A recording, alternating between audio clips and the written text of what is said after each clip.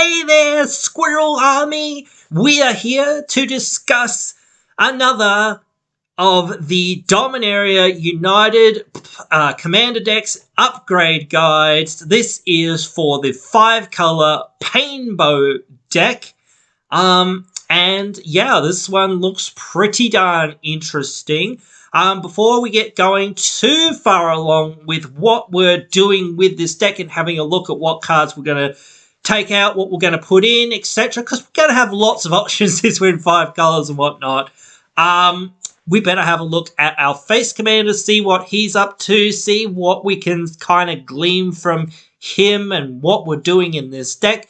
Maybe it might be better to look at the deck, but like sometimes you just got to look at the commander because usually the commander leads the way. But anyway, we'll have a look at this deck's commander and see what he's up. Alright, so Jared Carathalion, 5 mana for 5 loyalty planeswalker. That's just on par for the most part. Tick up for 1, which seems a little low, but then again, the ult is for 6, and whatnot, so that is kind of there. So it does take kind of 1 go to get to the ult kind of thing if you want to kill it off and spend 7 mana to cast it again. But anyway, tick up to make a 3/3 that's all colors, a 3/3 Kavu. So that's okay. It can kind of protect Jared. And again, as I said with the other Planeswalker commander, we want ways to protect our Planeswalker commander because everyone's going to want to attack this thing so that we don't really get anything much out of it because people are always scared of Planeswalkers and whatnot. So, hey, it is what it is, and I know always as well to try to attack Planeswalkers as well when they're on the field. So it's one of those things. It's always going to be an issue with Planeswalkers. But anyway, neg 3, up to 2 target creatures, for choose up to 2 target creatures for each of them. Put a number of +1/+1 counters equal to the number of colors that that creature is. So again, we want to be as heavy on as many colors creatures as we can. So we want to be playing like a Wooburg deck with this commander. We want to be playing all the colors with all the things so that we can put as many counters on creatures as what we can and whatnot, so that we get the most benefit out of that. And there's certainly a lot of options. So we're again probably going to be playing a legendary sort of tribal because most of the 5-color things that exist are legends. There aren't many 5-color things that aren't legends. There are a couple. There are also a couple 4-color things. But I don't know. I think we'd rather stick to being 5-color things as much as possible. And as I said, the ult, if you can call it an ult, I guess, is for neg 6. And I will always say, even though that this only takes that 1 tick up to get to that neg or that ult, I always think that you take a commander or a planeswalker's ult with a very huge grain of salt because 9 times out of 10 you basically never get there and whatnot because people relentlessly attack planeswalkers. And his ult isn't very good, especially when you read it. So you return a target multicolored card from your graveyard to your hand. If it was all colors, you draw a card and create 2 treasure tokens. So if this returned things to the battlefield, I think it'd be really good. In fact, it might be OP, but just returning it to your hand is pretty bad. You get to draw a card and create 2 treasures. That is not amazing. And this is only once. Like, this isn't an emblem or whatever. So it's very underpowered, in my opinion. I'm trying to be kind to this card as well in saying some of this stuff as well. So, yeah, there's not a lot there for the ult. I really feel like this commander is a little bit underwhelming. For a 5-color commander, but it's kind of what we've got to work with. I don't really know what else is in the deck. We could try to change it a bit, And some decks are like that where I've gone, you know what, this commander just isn't that good or isn't that interesting, or what could we really do with it? So, you know, I've changed it out, but I don't know whether I want to because there's just too many other options. And what else are you going to do with this deck? So it's just one of those things. So we better go along, have a look at the actual list for this commander deck so that we can sort of see what's going on in the deck list and maybe figure out what we can do with this, what swaps we can make, what we can put in, and how we can most take advantage of whatever we're trying to do. Because this does seem like a more generic 5-color stuff type commander. So that's kind of also what we want. And that might not be in this deck. So let's go and have a look. If you're enjoying the content here, you can join the Squirrel Army by subscribing and turning on the notifications. Alright, so here we are having a look at what's going on here with the Jared Carthalion deck. Just quickly initially, want to quickly go down and see if we can find any other legends to help us out here. And whatnot that are in 5 colors. Master Angel. Looks like, oh, Okagachi. Okay. Really odd cards sometimes. And whatnot, but it is what it is. And that's not a legend. Okay, cool. So there's not that many other actual options in this actual list to speak of. So we're gonna have to go with Jared. I didn't kind of want to go with Jared because Jared's kind of hard to build around to a sense. Now, one thing that I'm seeing initially from this is that there's a lot of multicolored spells as well as multicolored creatures. Now, his ultimate ability does return any card, not just any multicolored card, not just any card, whatever, blah blah blah words. His ability returns any multicolored card, so that will include any of these multicolored cards. So we want to use multicolored type spells as much as we can, as well as creatures, because the creatures are going to be the main thing that drives this deck forward and actually gets us anywhere. The problem is that a lot of the 5-color things that exist in Magic are expensive. So we're going to have a problem with cost here. And I want to reduce the cost of this deck as much as possible for people who are playing on a budget. So I'm not going to go through here and suggest, dual lands and other things like that. I'm just going to suggest decent cards that, are affordable for the most part.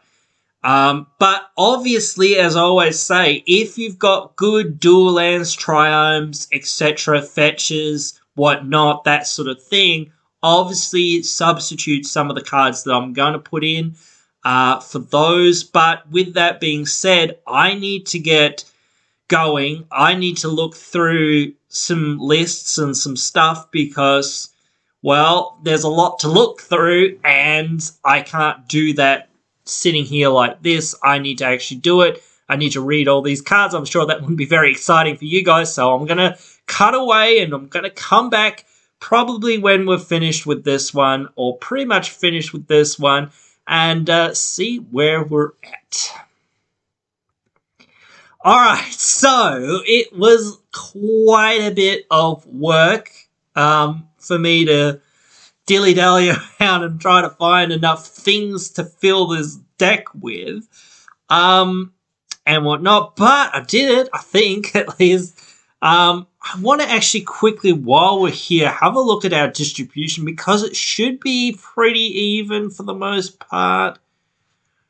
Yeah, we're pretty darn even. Look at that. That's pretty darn good. You know, we're a little bit heavier on green. I think black's the least for what I'm seeing. So yeah, that's interesting. You know, I think maybe blue and black are the least. But there we go. We've done it. I'll take you through what I've kind of added, and then we'll go through what I've taken out first. First, before we get too far going. So we'll go straight down and have a look at the sorceries that we put into here. And whatnot. So, yeah. I don't know whether I put Fire Seek in here now. Not sure. Don't remember. But I put Nature's Law. I put Rampant Growth even. And I put 3 Visits. So, you know, I felt like that's good. I felt like that's fine. I didn't want to tinker too much with some of this. It was just, there's a lot here, and it starts becoming quite a lot at a certain point. And at a certain point, you're kind of like, okay, dude, let's figure out like other more exciting things here. But yeah, I wanted to find. I actually probably want to put Sky Shroud Claim somewhere in here, that or the other one that gets gates or whatnot. I was really thinking about it, but I just couldn't find the things to do and couldn't find enough space to put all the gates and stuff. It was going to take out most of the other lands that were here, so I was just like, I don't want to really do that. So I just felt like this is a pretty decent variant, and I just couldn't be bothered changing the board wipes after, you know, after all that as well. And I really couldn't be bothered changing the charms, even though I'm not a huge fan of the charms and whatnot. But anyway, we'll go through the lands. I took out most of even the tapped searching lands. I don't think I really added many lands to the deck. I just added some basics for the most part. I did keep grasslands because we need forests the most, and I also count Mountain Valley because again we need forests the most. Murmuring Bosk, really useful because it's tri-land essentially. Pillar of Path of Ancestry enters tapped but makes mana of any color, pretty useful. Pillar of Perunes, we can cast multicolored spells with it, so that's pretty useful. So I added that. And then I added a World Tree. World Tree is a little bit of money, but hey, I think it's low enough for most people to be considering it. I don't think I even added anything into this instance section, so I think that's cool. We can leave that. The only thing I added here in the enchantments was Widespread Thieving, because I was like, wow, we cast multicolored spells, we get treasures. That seems good. Eventually we'll get whatever we've hided away with it. So, you know, that could be useful, maybe. I don't know. But then again, even when we cast the thing, it still produces treasures for us. So I thought that's rather useful to help us fix our mana. I added a Chromatic Lantern. I'm not a huge fan of Chrome Lantern, but I added it anyway, so whatever. It's there.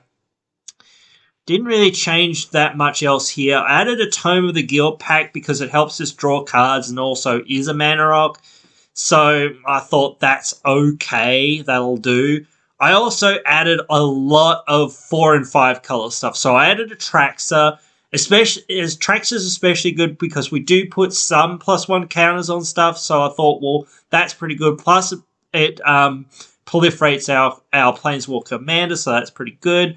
Breya doesn't have much synergy, but it's just there. It'll do a whole bunch of other stuff as well. So that's fine. Chromat, I thought Chromat can go in this deck because he's 5 colors. He can do all this weird and wacky kind of stuff, so he can definitely fit in here. Put all the Nephilims that I could in here. Junebrood Nephilim there, and whatnot. I put General Ferrous Roderick in here because whenever we cast multicolored spells, we get 4/4s, so that's pretty good. And a lot of our stuff is 4/4s, or is multicolored, so that's pretty good. Ink Trader Nephilim here. Gigantha. Gigantha is really good because it adds Wooburg mana for us, so that's really useful. What else do we add? Kranos and Tiras of Miletus. Basically all the 4-color and 5-color commanders and stuff that I could find and thought, well, they'll fit with what we're doing. Or they'll just be good. Omnath. Oh, yeah, Ramos, because he's really good. Saskia. Sphinx of the Gilbeck. It's all colors. It's a flyer. Hexproof from monocolored. So, yeah, it can be hard to get rid of. I don't know whether Tasgrid Corsa was an ad that I put in, but it's here. Not too sure if I added it. Witchmore Nephilim. Yidris, and Yortilla Nephilim. So those were all the cards that I added into the deck there. So I think that was it for ads. And as far as takeouts, it was kind of hard to take out some cards, but other cards were pretty easy. Abundant Growth, though it does fix our colors and whatnot, I just think we can get better, and we need ramp as well as fixing. So just this isn't enough for, I think, what we're trying to do. Achelos, a lot of our lands enter tapped and whatnot. So, you know, that can slow our opponents down when we tap him and stuff, you know, so all their stuff enters tapped and whatnot. But I just felt like it's not that big of a payoff. Atla, it really takes a lot of mana for Atla to do anything, and we'd rather just cheat things in or play things. As again, I was saying, I got rid of all the search lands here except for the green ones, just because green's sort of our main ramp color for the most part. Baleful Strix, just too low impact. And I got rid of all the dual 2-color lands, though I'm not too sure whether I should have kept maybe Cinderglade and Canopy Vista, but we don't really have enough basics for them to come in untapped consistently, so I just thought, well, they can go. Coiling Oracle, yeah, just too small of impact for the most part. June Blast had to cut something, and I just think we've got better sort of board wipes and whatnot. So Echoing Truth, just bouncing a thing, not really amazing. Explore, not excited to play Explore. Sometimes you draw it late and it's just not very good. Explosive Vegetation, I think we've just got the other versions of this that are a bit better, so I just took it out. Fusion Elemental, just a big beater, but there's nothing else to it. So I thought that can go. Inala, we're not really doing mutate stuff, so it's not the best that it can be in this sort of deck. There's only like one other mutate thing here, and that's really good on its own. Doesn't really need much else. Lavalanche is not very good in basically any deck anyway, so we just took it out. Path to the World Tree, since it puts a land to your hand, I felt it wasn't worth our time for ramp. And then its other ability just, I don't think really comes up enough, so I just cut it. The Pathetic Prism, which it is a Pathetic Prism, but whatever. Just 2 mana to draw a card, and then it fixes mana. I just don't think that's enough. Radiant Flames, basically it's just Anger of the Gods for the most part, so we could play Anger of the Gods, and I wouldn't play Anger of the Gods. Savala adds green mana, but I just was like, we need more other colors, and we don't really want to draw our opponent's cards. We want to draw cards, sure, but it's tough to do. Solemn, just not good enough. We've got other better things going on, so, you know, and other things that do more for us. Sylvan Reclamation, just too much mana investment for too little out of it. Xyrus draws its cards and whatnot, but it draws our opponent's cards too, to a degree, when it hits. And we want to hit with this thing because it's a big flying dude and whatnot. And the snake generation isn't really worth it. This one was the hardest one to actually cut for me. Zara, the exemplary, or Zexara, sorry. To add 2 mana on this creature is pretty good, of any color. But it's 4 mana, and by 4 mana, we could just, you know, have already ramped most of what we need. So I just felt like we don't really need it, and I thought it would be better suited to be in another deck. Plus, the X-Spell thing will never come up, so I just thought, well, that can go pretty easily. So that was what I kind of did with this deck. Now, as I said, it's not the perfect deck. I would maybe replace some of the board wipes and removal there and whatnot with some other stuff. I would also maybe get rid of some of the charms and whatnot. As well, I did keep Growth Spiral. I will say I did keep Growth Spiral because it's 2 colors and it's instant speed. So even just that cantrip, whatnot, can be good enough sometimes. Plus it's 2 colors, so we can get it back with our commander. So that's additional upside. But anyway, yeah, you guys can let me know what you think of this deck and whatnot. I didn't have any of the new cards from the new set to play with here.